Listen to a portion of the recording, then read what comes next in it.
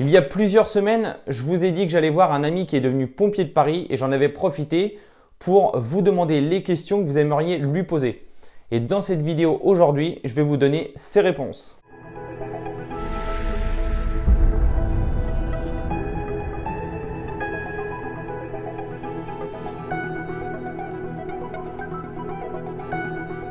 Si vous voulez devenir sapeur-pompier volontaire, professionnel ou militaire, vous pouvez vous tester avec mon quiz que j'offre pour savoir si vous avez le profil pour justement le devenir.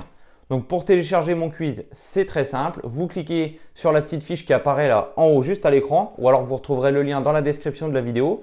Vous me laissez votre adresse email et moi, je vous envoie le quiz aussitôt. Pour des raisons personnelles et professionnelles, il a préféré garder l'anonymat. C'est pour ça qu'on a décidé de faire un article écrit.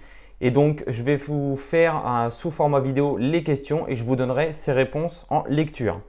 Donc, tout d'abord, il nous a fait une petite présentation. Bonjour tout le monde, je me présente très rapidement. Je m'appelle Jason et je suis sapeur-pompier de Paris. Mon but n'est pas d'exposer ma vie privée ou professionnelle, mais seulement de répondre à vos questions et éventuellement vous donner quelques conseils pour votre préparation et votre candidature.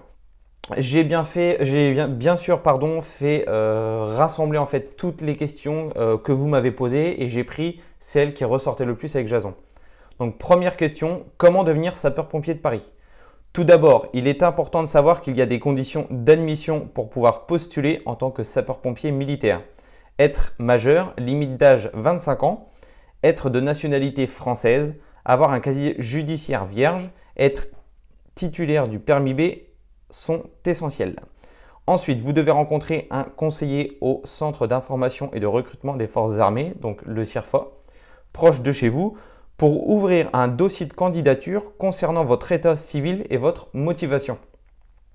Puis par la suite, vous passerez différents tests portant sur votre condition médicale, physique, psychotechnique et théorique qui permettront aux évaluateurs de juger votre capacité à devenir sapeur-pompier de Paris. Deuxième question, comment je dois me préparer physiquement?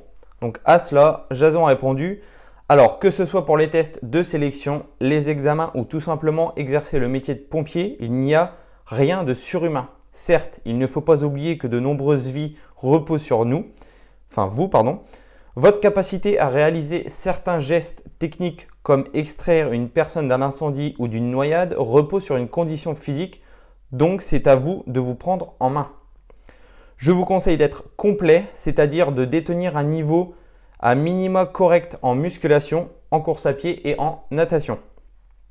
Nombreux d'entre vous prennent du retard dans ce dernier domaine, la natation, et je vous déconseille fortement car dans un premier temps, vous le paierez à l'école, mais aussi bien quand vous êtes dans la vie de tous les jours, si vous assistez à une noyade ou en tant que pompier opérationnel. Car malheureusement, on ne pourra vous confier la mission d'un sauvetage en milieu aquatique sous peine d'y laisser une seconde vie. Suivez le programme d'Aurélien pour ceux qui ne maîtrisent pas les principes du sport ou qui manquent de motivation. Pour se lancer, vous obtiendrez rapidement une amélioration et des capacités nécessaires dans le domaine cité plus tôt.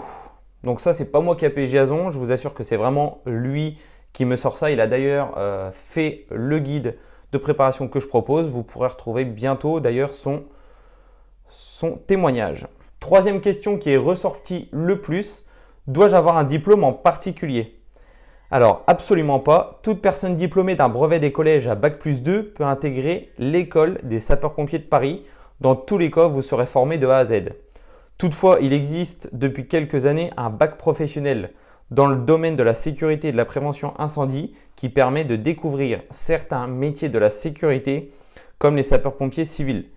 Ce cursus scolaire vous permettra simplement de mettre un premier pas dans ce métier pour la plupart d'entre vous, mais en aucun cas, cela vous avantagera pour votre candidature.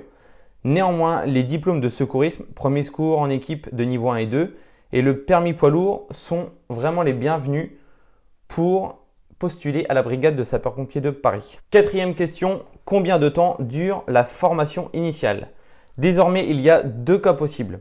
En 3 mois, si vous êtes pompier volontaire, titulaire et en possession des différentes formations nécessaires pour être opérationnel dans votre département, ainsi que de la satisfaction au test d'entrée au fort de Villeneuve-Saint-Georges qui sera porté sur le secours à victimes et des questions issues du guide national de référence.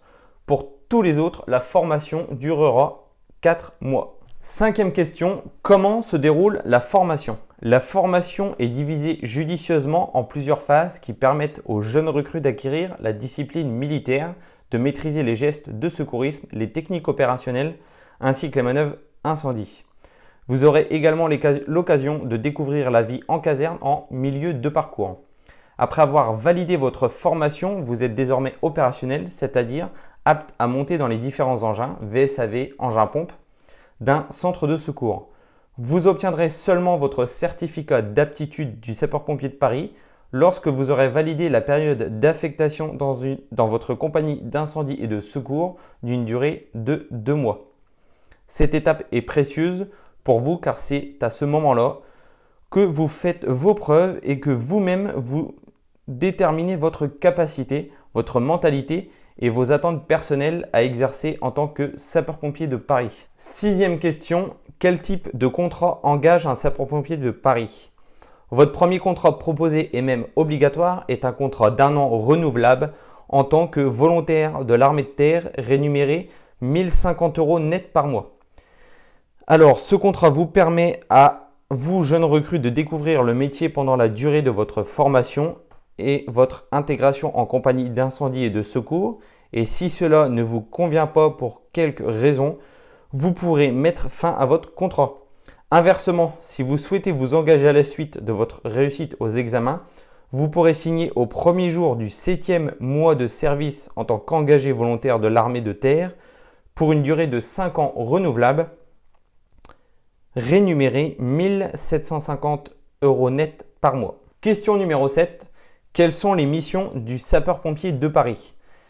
Le pompier de Paris est un professionnel de la lutte contre l'incendie, mais depuis des décennies, la croissance dans le domaine du secours aux victimes est en constante évolution et encore aujourd'hui, elle est au plus haut. Donc à vous de prendre conscience de votre future mission qui ne sera pas seulement d'éteindre des incendies comme vous rêvez depuis enfant, mais surtout de porter assistance et secours à des victimes pour un grand nombre des interventions. Huitième question, comment se passe notre intégration au sein de notre compagnie d'incendie et de secours?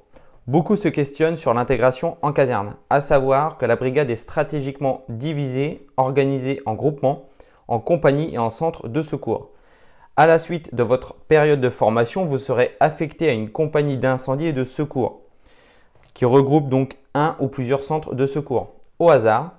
Et il est très rare aujourd'hui de pouvoir choisir son centre de secours. Par cela, je veux vous indiquer que chaque compagnie d'incendie et de secours est différente les unes des autres, que ce soit par rapport à la discipline, aux interventions ou à l'ambiance. Donc ça sera à vous et seulement à vous de vous habituer au fonctionnement de votre futur centre de secours et prouver votre capacité d'intégration, vos connaissances théoriques et pratiques. Si vous y parvenez, il n'y aura aucun souci à se faire. Neuvième question, quel rythme de travail a le sapeur-pompier de Paris? Le sapeur-pompier peut effectuer des gardes allant de 24 à 48 heures, c'est-à-dire qu'il est présent dans son centre de secours affecté à un piquet engin pendant toute cette durée. Il peut également avoir des journées de 8h à 17h de réserve, c'est-à-dire d'être disponible pour le service de la caserne. Ensuite, il est de repos pour une durée allant de 24 à 96 heures. Il faut également savoir que chaque militaire du corps dispose de 65 jours de permission par an. Dixième et dernière question, quelle est la journée type du sapeur-pompier de Paris? Les journées en centre de secours sont chargées car il faut se préparer opérationnellement, que ce soit pour maintenir ou perfectionner ses techniques et connaissances, mais il faut également faire fonctionner le centre de secours.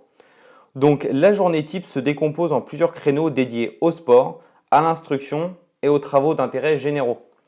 Plusieurs rassemblements sont sonnés dans la journée pour procéder à l'appel et donner les consignes, et tout cela en exécutant les différentes interventions tout au long de votre garde. En conclusion, j'espère avoir répondu en étant clair à l'ensemble de vos interrogations ou de vos inquiétudes. Je peux vous souhaiter une grande réussite pour votre préparation.